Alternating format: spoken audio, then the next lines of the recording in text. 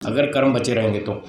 हाँ तीसरा प्रश्न बाबू ये है कि कर्माशय के आधार पर जाति आयु भोग मिलते हैं। हाँ जाति हो गई ठीक। मनुष्य या अन्यत्र, तो जाति जैसे मनुष्य हो गई या अन्यत्र होगी तो जाति के साथ आयु भी निश्चित हो जाती है। लेकिन भोग जब शक्ति भोग के रूप में ईश्वर किसी को दंड देगा तो कर्म की स्वतंत्रता बाधित होगी। क्यों? कोई आदमी जैसे कर्म करने की स्वतंत्रता है व्यक्ति को, जब ईश्वर कर्म भोग के रूप में किसी को दंड देगा तो उसकी स्वतंत्रता बाधित नहीं होनी चाहिए। बिल्कुल नहीं होगी। नई स्वतंत्रता से वो अपने भोग बदल सकता है। पिछले कर्म है उसका भोग किस आधार पर होगा? उसके कर्म से। जैसे एक बच्चे को गरीब परिवार में जन्म दिया, उदाहरण, तो घर में साधन नहीं है ज़्यादा, थोड़े से ही, ये उसका भोग है। अब उस बच्चे ने स्कूल जाके पढ़ाई करके मेहनत कर ली और वो इंजीनियर बन गया, पैसे कमा लेगा। तो पढ़ाई करना, इंजीनियर बनना, ये नया कर्म है। इस नए कर्म से अपने भोग बढ़ा लेगा, तो भोग में परिवर्तन हो सकता है। उसका दंड विधान इतना ही है कि मजदूर के यहाँ जन्म दिया, बस इतना ही दंड है। वो जिंदगी भर मजदूर रहेगा, ऐसा दंड नहीं है। आप दंड को समझते नहीं है। दंड को समझे। उसको 5-10 वर्ष तक जो बचपन में दुख देने, वही उतना ही उसका पिछला कर्मफल है। आगे उसको स्वतंत्रता है। नए कर्मों से वो अपने भोग बदल सकता है। नए कर्मों से अपनी आयु को भी बदल सकता है। आयु भी बदलती है, घटती बढ़ती है, और भोग भी घटता बढ़ता है। जाति नहीं बदलती। वो उस जीवन में तो वही रहेगी, वो मरने के बाद बदलेगी। पर चालू जीवन में नए कर्मों से आयु और भोग दोनों बदले जा सकते हैं। ऐसा शास्त्रों का नियम है। योग दर्शन 2 चैप्टर सूत्र संख्या 13, उसके भाष्य में ये सारी बातें लिखी हैं। बोलिए। जो कर्म है ना, दूसरी योनि सिर्फ उसका भोग करने के लिए है, उसको पूरा करने के लिए सारी 100% भोग नहीं है। 2-5% वहाँ भी कर्म करने की स्वतंत्रता है। दूसरी योनि। हाँ, कुत्ते में, गधे में, गाय में, घोड़े में 2-5% वहाँ भी स्वतंत्रता है, और 95% भोग की योनियाँ है वो कैसे करेंगे? क्योंकि उनका तो मानसिक। हाँ, मैं बताता हूँ। ये पुलिस वाले कुत्तों को ट्रेनिंग देते हैं, वो चोरों को पकड़वाते हैं, आप उनको इनाम देते हैं। ये कर्म नहीं है तो क्या है? आप इनाम किस बात का दे रहे हैं? उन्होंने मेहनत की है, बुद्धि का इस्तेमाल किया है, पुरुषार्थ किया है, चोर को पकड़वाया है। बॉम्ब स्क्वाड वाले देखो, कुत्ते पकड़ते हैं बॉम्ब, तो उनको इनाम मिलता है। तो ये स्वतंत्रता है उनकी। जितनी बुद्धि है उतना करें। ज़्यादा बुद्धि नहीं है, ये ठीक है। इसलिए जितनी थोड़ी बहुत है, 2-5% उतना वो कर सकते हैं। एक कुत्ता किसी को, निर्दोष व्यक्ति को काट खाता है सड़क पे चलते चलते, आप उसको डांट लगाते हैं नहीं? कुत्ते को अपराधी मानते हैं, उसको डंडा मारते हैं, उसको खराब कहते हैं, गाली देते हैं। इससे सिद्ध होता है कि उसमें स्वतंत्रता है। चलिए, मेरे पास कुछ प्रश्न आए हुए हैं, मैं इनका उत्तर देता हूँ, बाकी फिर बाद में आप बोलिएगा। जितने ये हैं इनका उत्तर दे दो। गायत्री मंत्र के 24 अक्षर होते हैं, लेकिन जो गायत्री मंत्र हम बोलते हैं उसके 23 अक्षर हैं। ये मंत्र पूर्ण है या नहीं? तो गायत्री जो छंद का नाम, किसका नाम है? गायत्री छंद में 24 अक्षर होते हैं, ये ठीक बात है। जिस गायत्री मंत्र में, छंद में 24 अक्षर होते हैं, उसका नाम है शुद्ध गायत्री। क्या नाम? शुद्ध गायत्री। और जिसमें 23 होते हैं उसका नाम है निचृत गायत्री। बोलिए। तो जो आप बोलते हैं ना ओम भूर्भुवः गायत्री मंत्र, इसमें 23 अक्षर है। इसका छंद है निचृत गायत्री, पर वो गायत्री की रेंज में आता है, इसलिए उसको गायत्री मंत्र बोल देते हैं। ठीक है। अगला प्रश्न है, स्वामी जी आपने दर्शन कितनी बार पढ़े हैं? मेरे से पूछ रहे हैं आपने दर्शन कितनी बार पढ़े हैं, तो लो सुन लो। न्याय दर्शन 150 बार पढ़ा है। कितनी बार? वैशेषिक दर्शन 225 बार पढ़ा है। सांख्य दर्शन 200 बार पढ़ा है, और योग दर्शन 250 बार पढ़ा है। इतनी बार पढ़े है? क्या कह रहा है? बस रफली बता रहा हूँ, लगभग इतनी बार पढ़ा है। हाँ, लगभग इतनी बार पढ़ा है। मुझे 44 वर्ष हो गए ये। हाँ, लगभग इतनी बार पढ़ा है। ये 44 वर्ष हो गए मैं ये शास्त्र पढ़ता हूँ, पढ़ता हूँ, और कोई लकड़ी नहीं बेचता, कोई लकड़ी, कपड़ा, कोई और दूसरा धंधा नहीं करता, एक ही काम करता हूँ। ठीक है। आगे लिखी है शंका हमारी, स्वामी जी अगर हम गलती करते हैं 100 रुपये की और अन्य कोई हमें दंड देता है 200 रुपये का, तो हम क्या करें? अपना बचाव करो। कोई आप पर अन्याय करता है तो अपनी रक्षा करें। वर्तमान में यदि कर सकते हैं तो करो, और नहीं कर पा रहे, वो ताकतवर है, आपको दंड दे गया, दुख दे गया, तो फिर उसको ईश्वर के न्याय पर छोड़ दो। पहले मैं बता चुका हूँ, कोर्ट में न्याय मिलता हो तो जाओ, नहीं मिलता तो फिर ईश्वर की कोर्ट में जाओ। न्याय की मांग तो करनी पड़ेगी, अन्याय कोई कब तक सहेगा? 2 बार, 4 बार, 10 बार, हमेशा नहीं सहेगा। तो फिर अपनी रक्षा करें और फिर अंत में ईश्वर के न्याय पर छोड़ दो। चलो ये हो गया। अगला प्रश्न है, आत्मा को एक शरीर छोड़कर दूसरा धारण करने में कितना समय लगता है? कई लोग कहते हैं 13 दिन लगते हैं। क्या ये सत्य है? तो ये सत्य नहीं है। 13 दिन 12 दिन नहीं लगते। बृहदारण्यक उपनिषद में लिखा है, एक कीड़ा होता है जो वृक्षों की टहनियों पर चलता रहता है, उसका नाम है तृण जलायुका। क्या नाम? तृण जलायुका नाम का एक कीड़ा होता है, हिंदी में उसको सूंडी कहते हैं, सूंडी। तो वो टहनी पर ऐसे चलता ही हूँ, हाँ, अगले पाँव उठाता है, फिर पिछले उठाता है, फिर अगले उठाता है, फिर पिछले, ऐसे ऐसे चलता है। तो उपनिषद में लिखा है कि जितनी देर में वो कीड़ा एक टहनी से दूसरी टहनी में पहुंच जाए, इतनी देर में आत्मा एक शरीर छोड़ के दूसरे में पहुंच जाता है। अब उस सूंडी कीड़े को एक टहनी से दूसरी टहनी तक जाने में 13 दिन तो नहीं लगते, बस तो बात खत्म हो गई। और वहाँ जो 13 दिन की बात है यजुर्वेद के 39वें अध्याय में, मुझे सब पता है। ये कोई पहली बार थोड़ी आई शंका, ये रोज ही लड़ाई झगड़ा चलता रहता है, कोई ना कोई पूछता ही रहता है। यजुर्वेद के 39वें अध्याय में 6ठा मंत्र है, सविता प्रथमे अहन अग्निर्द्वितीय वायुस्तृतीय, ये मंत्र है। इसके भाष्य में 12 दिन लिखा है, और इसका हिंदी भाष्य संस्कृत भाष्य पढ़ें तो भावार्थ में महर्षि दयानंद जी ने लिखा है, मरने के बाद आत्मा जब दूसरे शरीर में जाता है तो किंचित कालम भ्रमणम कृत्वा, कुछ काल भ्रमण करके फिर अपनी कर्मफल व्यवस्था से ईश्वर उसको अगला जन्म देता है, ऐसा लिखा है। अब वो कुछ काल कितना ये नहीं लिखा, 2 मिनट, 3 मिनट, 5 मिनट, 10 मिनट, 2 दिन, 20 दिन, कुछ नहीं लिखा। तो किंचित काल की व्याख्या उपनिषद के प्रमाण से लगा लो। वहाँ जैसे कीड़े का उदाहरण दिया, वो कीड़ा 2-4 मिनट में पहुँच जाएगा, 1 मिनट, 2 मिनट, 4 मिनट में वो एक टहनी से दूसरी टहनी पर पहुँच जाएगा। वो बेहोश रहता है, सुषुप्त नहीं, बेहोश। सुषुप्ति अलग है, बेहोशी अलग है। कुछ नहीं है, बेहोश है, होश ही नहीं, ईश्वर उसको ले जाएगा। जहाँ जन्म देना होगा ईश्वर देगा। मान लो अमृतसर में कोई व्यक्ति मर गया, बूढ़ा 90 साल का, और ईश्वर ने हिसाब देखा इसको कहाँ देना है दूसरा जन्म।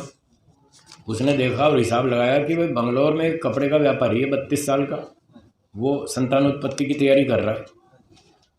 तो उस पति पत्नी के कर्मों को देखा, और जो व्यक्ति बूढ़ा मरा 90 साल का अमृतसर में, उसके कर्मों को मैच किया, तो वो मैच हो गए। तो 90 साल के बूढ़े की आत्मा को ईश्वर अमृतसर से उठा के बेंगलोर तक यूँ ले जाएगा। अब इतनी देर में ईश्वर को ले जाने में कितनी देर लगेगी? वो तो एक झटके में ले जाएगा। अब बस उसको फिर वो जो व्यापारी है उसके शरीर में डाल देगा, ईश्वर पुरुष के शरीर में डाल देगा, बिठा देगा, भाई तुम्हारा वेटिंग रूम है, बैठो। फिर जब वो संयोग करेंगे तब वो माता के शरीर में चला जाएगा और उसका शरीर बनना शुरू होगा। ये पुनर्जन्म की व्यवस्था है। हाँ जी, सब पर लागू होता है। महिलाओं को भी मोक्ष ब्राह्मण बनना पड़ेगा। महिलाओं में भी विदुषी होती हैं, ब्राह्मणियाँ। वो गार्गी का नाम सुना है? गार्गी है ना, महिला थी ना, और उसने शास्त्रार्थ किया था राजा की सभा में, शास्त्रार्थ किया था उससे, महर्षि याज्ञवल्क्य से। तो पुरुष हो या महिला हो, सबको विदुषी बनना है, ब्राह्मणी बनना है, ब्राह्मण बनना है, फिर समाधि लगानी है, फिर संन्यास लेना है। बिना संन्यास के मोक्ष नहीं मिलेगा, किसी को भी नहीं मिलेगा। शेर का स्वभाव मांसाहारी है, इसलिए वो मृग आदि जीवों को मारता है। तो क्या परमात्मा उस शेर को दंड देगा? बिल्कुल नहीं देगा, क्योंकि शेर को वो मांस खाने के लिए ईश्वर ने ही तो आदेश दिया था कि तुम मांस खाओ। जब ईश्वर स्वयं आदेश दे रहा है तो फिर क्यों दंड लगेगा? नहीं लगेगा। अगर 4 ऋषि पुरुष थे तो बाकी मनुष्य कहाँ से आए? ठीक बात है, ठीक बात है। 4 ऋषि मनुष्य थे तो बाकी मनुष्य भी ज़मीन में से पैदा हुए। जैसे 4 ऋषि पैदा हुए वो भी ज़मीन में से पैदा हुए, और जो बाकी मनुष्य थे, मान लो 1500 पुरुष थे, 1500 स्त्रियां थी, तो ये सब 1000-2000 जितने भी सृष्टि के आरंभ में ईश्वर ने पैदा किए वो सारे ज़मीन में से पैदा किए थे। अब लोग कहते हैं साहब ये बात तो जचती नहीं कि ज़मीन से पैदा किए थे, बच्चे तो माता पिता से ही पैदा होते हैं। तो मैंने कहा भाई माता पिता तो उस समय थे नहीं, दूसरे माता पिता तो थे नहीं बच्चे पैदा करने के लिए। पहली जनरेशन पैदा करनी है तो उसके 2 विकल्प हैं, एक तो आसमान से टपका दे ज़मीन पे, धरती पे, और एक ज़मीन में से बनाए। आप बताइए, आप बुद्धिमान हैं, आपको कौन सा ठीक लगता है? ऊपर से टपकाना ठीक है या ज़मीन में से? बस तो वही लिखा है ऋषियों ने, ज़मीन में से बनाया। ईश्वर कैसे है? किसका प्रश्न है ये? ईश्वर कैसे है? एक बच्चे ने दिया था मुझे, है कि नहीं? यहाँ आपने दिया था ये? क्या फिर प्रश्न क्या है बताओ? ईश्वर क्यों है या कैसा है? क्यों है? क्यों है? अच्छा चलो, अगर नास्तिक पूछता है तो उसको बता देना एकदम। देखो नास्तिक को बता तो देंगे पर वो मान लेगा इसकी क्या गारंटी? ना माने पर बता तो देंगे, उत्तर तो होना चाहिए। मैं आपको उत्तर देता हूँ, मैं आपसे पूछता हूँ आप हैं, हाँ या ना? हैं? बोलो ना मुंह से। तो आप क्यों हैं? क्या उत्तर है बताओ, क्यों हैं? बताओ आप क्यों हैं? है कोई उत्तर?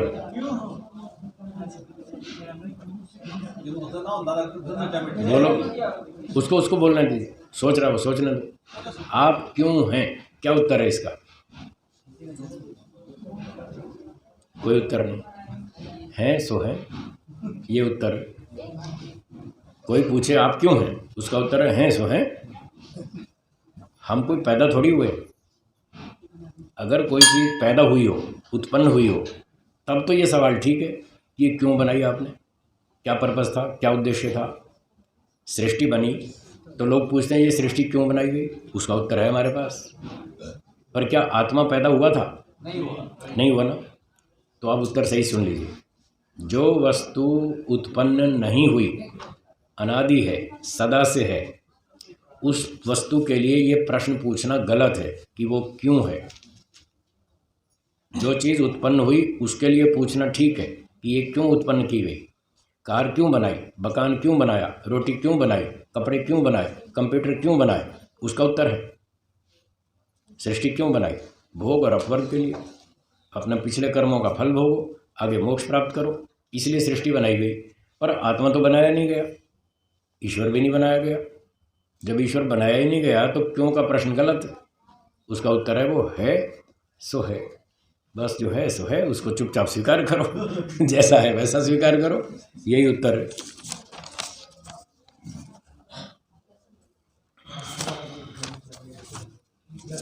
कई सारे प्रश्न हैं, थोड़ा सा मैं समय अधिक लेता हूँ, इनको जल्दी जल्दी पूरा कर लूँ। आत्मा को एक शरीर में से निकालकर दूसरे शरीर में जाने में कितना समय हो गया? चलो अगला प्रश्न है, अगर किसी महिला को ईश्वर से प्रेम हो जाए और घर के काम करते समय भी ईश्वर में ध्यान रहे, कभी ऐसा मन करे कि ये सारे कामों की वजह से ईश्वर उपासना ठीक से नहीं हो पाती और इस बात से मन में दुख हो, तो क्या करे? उसको तो प्राथमिकता पहले अपने कर्तव्यों को देनी होती है, तो अपने कर्तव्य भी पूरे करे और कुछ समय ईश्वर का ध्यान भी करे।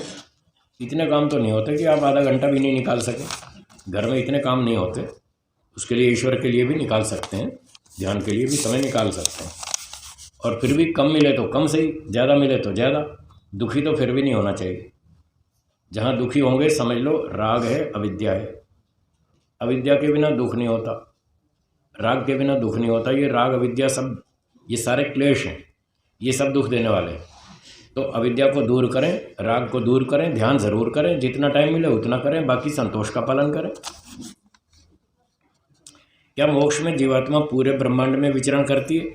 हाँ जी, पूरे ब्रह्मांड में घूमती है। क्या मोक्ष मिलने के बाद जीवात्मा को अपने पुनर्जन्म के कर्म याद आते हैं? पूर्व जन्म के नहीं आते। पीछे याद आएंगे तो जिन मोक्ष में भी दुखी हो जाएंगे।